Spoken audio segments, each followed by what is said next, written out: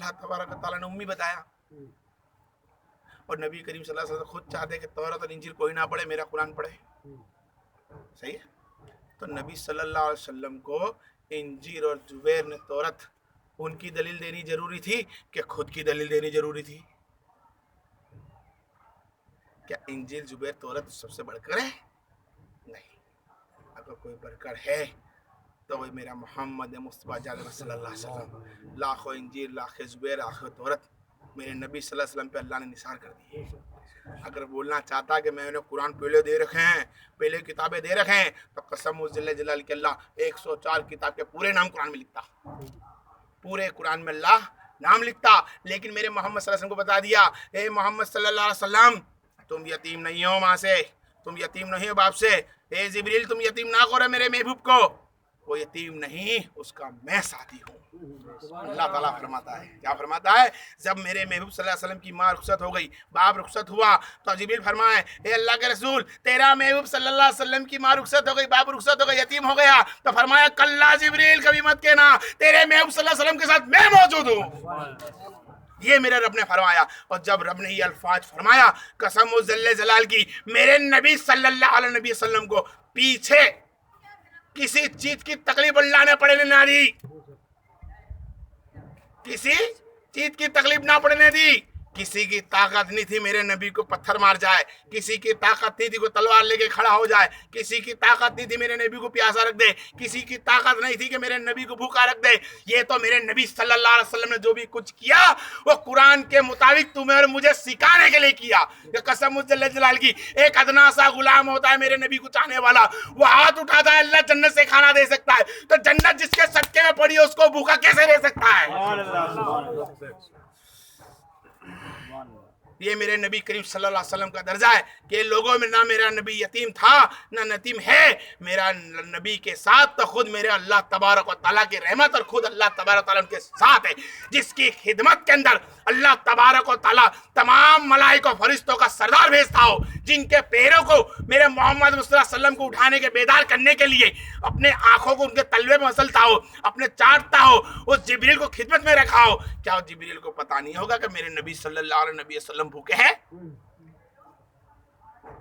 सब कुछ पता था मेरे रब्बे कायनात को और जिब्रील को, लेकिन ये देखते थे कि मेरे नबी मेरे नबी चाहते क्या है, मेरे नबी चाहते क्या है, समझते क्या है। जब मेरे नबी सल्लल्लाहु अलैहि वसल्लम को जब कोई चीज की तकलीफ पड़ती, मेरे नबी करीम सल्लल्लाहु अलैहि वसल्लम का मुंह उदास होने के पहले अल्लाह तबारक व तआला के रसूल सल्लल्लाहु अलैहि वसल्लम फरमा दे कि जिब्रील हाजिर हो जाते, और हाजिर होते बोलते, मोहम्मद गमसिन ना हो, उतनी मिन्नी बेधड़क चाप क्या चाहते हो? तो फरमाते, मेरी ये उम्मत, मेरे ये उम्मत, मेरी ये उम्मत, मेरा ये। तुम जवाब मत दो, जवाब देने के अल्लाह ने मुझे ये तख्ती दे रखी है आपको। वो समझाते, कुरान की आयत पढ़ते और अल्लाह के रसूल सल्लल्लाहु अलैहि वसल्लम कुरान का जवाब देते। जो भी आज समझ ले ध्यान ना कि कुरान मेरे नबी सल्लल्लाहु अलैहि वसल्लम को दिया है तो एक साथ में थप्पी बना के दिया है, ना मेरे नबी सल्लल्लाहु अलैहि वसल्लम को कोई पे बुला के दिया है, ना पहाड़ पे उतारा पड़ा है। हाँ, कुरान पाक की हदीस में एक चीज लिख रही है कि अगर इस कुरान को जमा करने के बाद एक आयत, कुरान की अगर एक आयत अगर मैं पहाड़ पे उतार देता तो अल्लाह फरमाता है कि उस पहाड़ को मैं रेजा रेजा करता, उसका वजन नहीं संभाल सकता। कुरान की एक आयत का वजन पहाड़ नहीं संभाल सकता।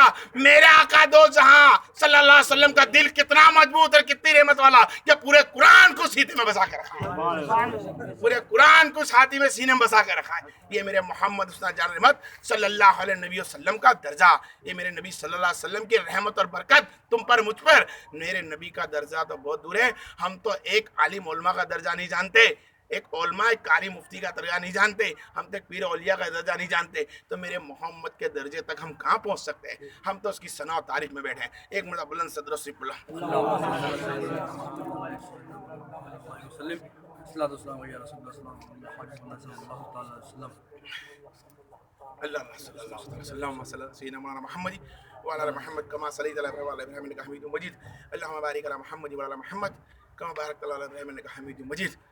अल्लाह तबारक व तआला के रसूल सल्लल्लाहु तआला अलैहि वसल्लम के साथ जिसने मोहब्बत जताई, जिसने इश्क करा, जिसने उनका चेहरा देखा, जिसने उसका दर्जा देखा, वो बुलंद हो गया।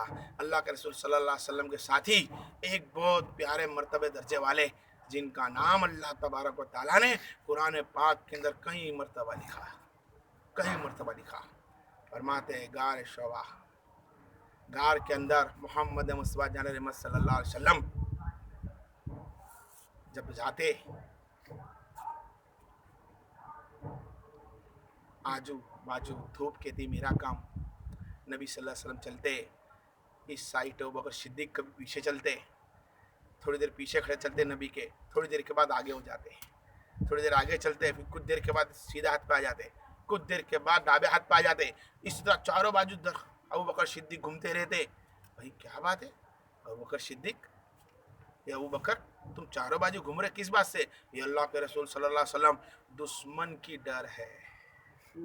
کیا ہے؟ دشمن کی ڈر ہے، نہ جانے آپ پہ حملہ کہاں سے کر دے. تو آپ پہ حملہ ہونے کے پہلے وہ حملہ مجھ پہ ہو جائے اور میں آپ پہ قربان ہو جاؤں، صرف قربانی دینے کے لیے. کیا دینے کے لیے؟ قربانی دینے کے لیے، قربانی دینے کے لیے، آپ پہ شہید ہونے کے لیے. کون بھائی ادھر بائیں دائیں ہو رہا ہے؟ بھائی خود ابوبکر صدیق دائیں بائیں ہو رہا ہے. جب ابوبکر صدیق رضی اللہ عنہ دیکھا غار میں آ گئی ہے، گفا کے اندر گھسنے کی کوشش کی، تو نبی صلی اللہ علیہ وسلم رک جاؤ، پہلے میں جاؤں گا. بھائی پہلے کون جانا چاہیے؟ کوئی بھی کام بیٹھنے اٹھنے کے لیے پہلے کون جائے گا؟ گھر میں کون داخل ہوگا؟ کوئی بڑا انسان داخل ہوگا، کوئی چھوٹا انسان داخل نہیں ہوتا ہے. کوئی انسان بڑا ہے تو اس کو داخل کرو، اس کا احترام میں کرتا ہوں، اس کو آگے جانا دو، جس کا میں احترام کرتا ہوں اس کو آگے جانا دو، میں اس کے پیچھے چلوں گا. یہاں فرماتے ہیں اے اللہ کے رسول صلی اللہ علیہ وسلم آپ رک جائیے، پہلے میں غار میں جاؤں گا. بھائی کیوں بولا جبریل نے پہلے غار میں جانا؟ کیوں بولا ابوبکر صدیق نے غار میں جانے کے لیے؟ یہ رسول اللہ صلی اللہ علیہ وسلم غار میں اس کے لیے پہلے جانا چاہتا ہوں کہ دیکھو غار کے اندر کوئی جانور تو نہیں، کوئی سانپ تو نہیں، کوئی بچھو تو نہیں، کوئی جھیری جانور تو نہیں کہ اگر میں جاؤں اور کوئی کاٹے تو کاٹے تو مجھے کاٹے. یہ ابوبکر صدیق کا عشق تھا کہ کاٹے تو مجھے کاٹے. آپ نے دیکھا غار کے اندر جگہ جگہ سوراخ پڑے ہیں، جگہ جگہ. تو آپ نے آپ کی کملی اتاری، پھاڑ کے ہر جگہ بھر دی، ہر جگہ ہول بند کر دیے. ہول بند کرنے کے بعد کچھ ہول رہ گئے، کچھ حدیث میں ایک ہے، کچھ میں دو ہے. اب ہول بند نہیں ہوا، آپ نے اپنی پیر کی ایڑی اس ہول میں لگا دی، ایڑ میں ہولی لگا دی اور فرما دیا رسول اللہ صلی اللہ علیہ وسلم ادری منی، اے محمد صلی اللہ علیہ وسلم آپ جائیے بے دھڑک آئیے، میں نے یہ کلیئر کر دیا ہے. جب آپ نے دیکھا ہے جبریل اے ابوبکر صدیق تم نے دیر کھڑا رکھا، کیا کیا؟ یا رسول اللہ ادھر سوراخ بہت سارے تھے، نہ جانے کوئی جانور ہوتا آپ کو دیکھتا تو کاٹ لیتا ہے، مجھے کاٹ لیتا، آپ کو تکلیف نہ پڑے، اس کے لیے میں صاف صف کرنا ہے، صاف صف کرنا آیا. جبریل ابوبکر صدیق نے اپنی ایڑی کو اس ہول کے اندر بھرا کے رکھا اور آپ صلی اللہ علیہ وسلم کی نے اپنا آرام فرمانے کے لیے ابوبکر صدیق کی گود میں اپنا سر مبارک کا نور رکھا. دونوں جہاں کا مالک کا سر، اللہ کے ساتھ جڑنے والے نام کا سر ابوبکر صدیق کی گود میں سب سے پہلا اولن. اگر نبی نے کسی کی گود میں سر رکھ کر سویا، مومن بننے کے بعد، کلمہ ظاہر کرنے کے بعد، تو ابوبکر صدیق کی گود میں محمد صلی اللہ علیہ وسلم سوئے. ابوبکر صدیق کی گود میں سوتے رہے. بس کچھ دیر ہونے کے بعد سانپ ابوبکر صدیق کو کاٹتا رہا ایڑی میں. ابوبکر صدیق درس سین کرتے رہے. بھائی دیکھ رہے، کبھی نبی کو دیکھتے پیر کو دیکھتے، کبھی نبی کو دیکھتے کبھی پیر کو دیکھتے. ہلچل نہیں کری، پیر کو نہیں ہلاؤں گا. کیوں نہیں ہلاؤں گا؟ اس لیے کہ میرے محمد کی نیند میں خلل نہ پڑ جائے. بھائی پیر نہیں ہلایا. کافی درد ہونے کے بعد زیادہ سب کو زخم ہو گیا، نوچ کھانے لگا وزدہ. جب ان کا جب سانپ ان کی چمڑی کو گوشت کو کھانے لگ گیا تو ان کی آنکھوں سے آنسو جاری ہو گئے. آنسو جاری ہونا تھا. آپ صلی اللہ علیہ وسلم کے چہرے مبارک پر آنسو گرے. آپ صلی اللہ علیہ وسلم بیدار ہو گئے. اے ابوبکر صدیق کس بات سے رو رہے ہو؟ کیا بات کا انتظار ہے؟ یا رسول اللہ صلی اللہ علیہ وسلم. یوں نہیں فرمایا یا رسول اللہ صلی اللہ علیہ وسلم مجھے سانپ کاٹ رہا ہے، نہیں بولا بھائی، نہیں بولا، نہیں بولا. تعظیم دیکھو، ان کا رتبہ دیکھو ابوبکر صدیق کا، اور میرے نبی کی تعظیم دیکھو. کیا فرمایا؟ اے رسول اللہ صلی اللہ علیہ وسلم آپ پہ میرے ماں باپ قربان ہو، مجھے سانپ کاٹ رہا ہے. کیا فرمایا پہلا الفاظ کہ میرے ماں باپ آپ پہ قربان ہو، فدا کا امی. یا رسول اللہ میرے ماں باپ آپ پہ قربان ہو، سانپ مجھے کاٹ رہا. اے جبریل، اے ابوبکر صدیق تم نے سانپ پہ پیر کیوں رکھا؟ بولے اس لیے رکھا محمد کہ مجھے کاٹے تو کاٹے، تمہیں نہ کاٹ لے. یہ سب عاشق رسول ہے. جس نے محمد مصطفیٰ صلی اللہ علیہ وسلم کے عشق کے اندر ایک دوسرے مسلمان بھائی کے لیے اگر کچھ کام کیا تو قسم جل جلال کی اس کا بدلہ قیامت کے دن محمد مصطفیٰ خود عطا کریں گے۔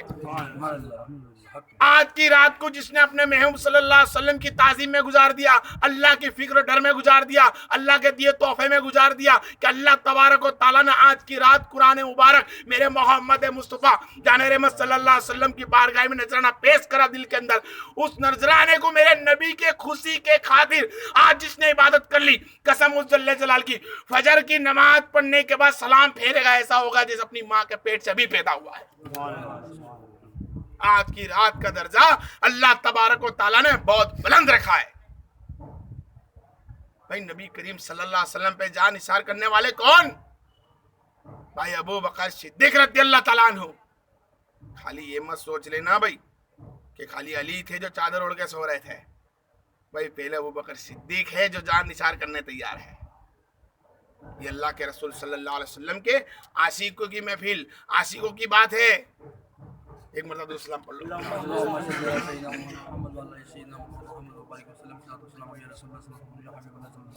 اس عاشق کی بات ہے جس کا درجہ اللہ تبارک و تعالیٰ نے بہت بلند بنا رکھا۔ جس وقت اللہ تبارک و تعالیٰ کے رسول صلی اللہ علیہ وسلم نے ارشاد فرمایا، اسلام پھیلانے کا حکم آ گیا، اسلام پھیلانا چالو کر دیا۔ اسلام پھیلانے کے بعد دیکھا تو ایک مرتبہ سیدنا ابو بکر صدیق آپ صلی اللہ علیہ وسلم کے سامنے آ رہے، ابو بکر صدیق کو فرمایا، اے ابو بکر صدیق رضی اللہ عنہ، کیا تم مجھ کو نبی مانتے ہو؟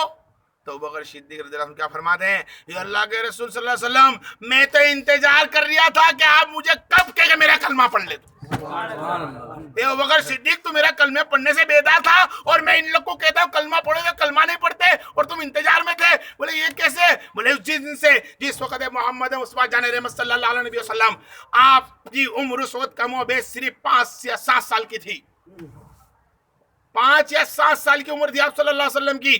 ایک جگہ آپ صلی اللہ علیہ وسلم کے چچا حضرت ابو طالب شام کی ادھر روانہ ہوئے، شام کی ادھر رستے میں جاتے ہوئے ایک فادری کا مقام آیا، اور فادری کبھی ابو طالب کا لشکر نکلتا تو پانی بھی نہ پلاتا، بٹھاتا بھی نہیں، اٹھاتا بھی نہیں، شریف سے بات نہ کرتا۔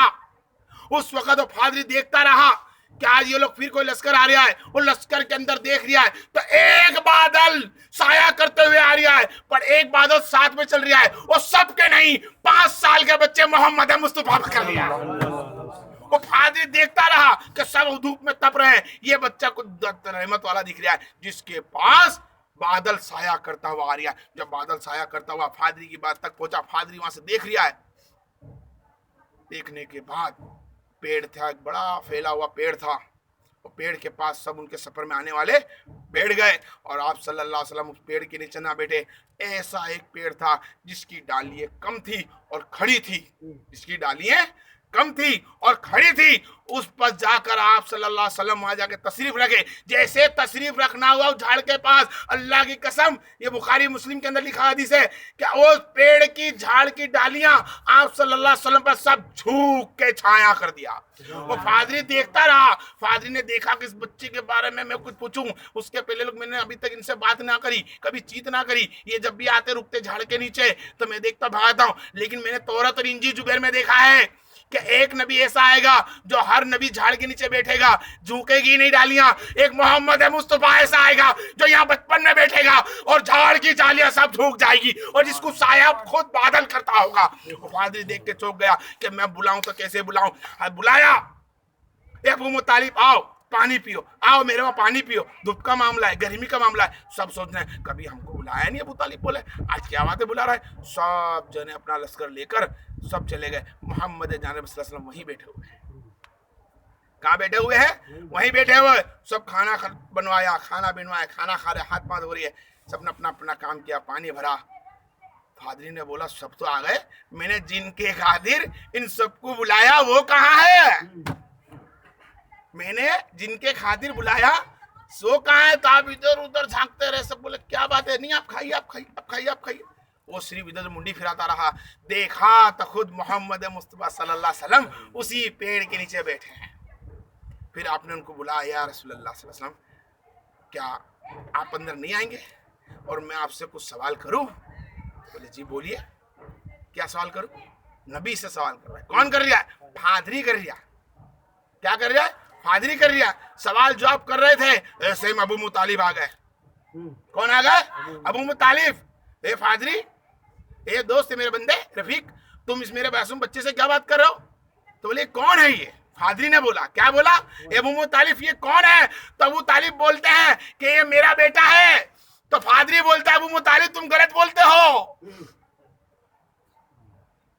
کیا بولتا ہے پادری؟ کہ ابو مطالب تم غلط بولتے ہو. کیوں؟ کیونکہ یہ تمہارا بیٹا نہیں ہو سکتا.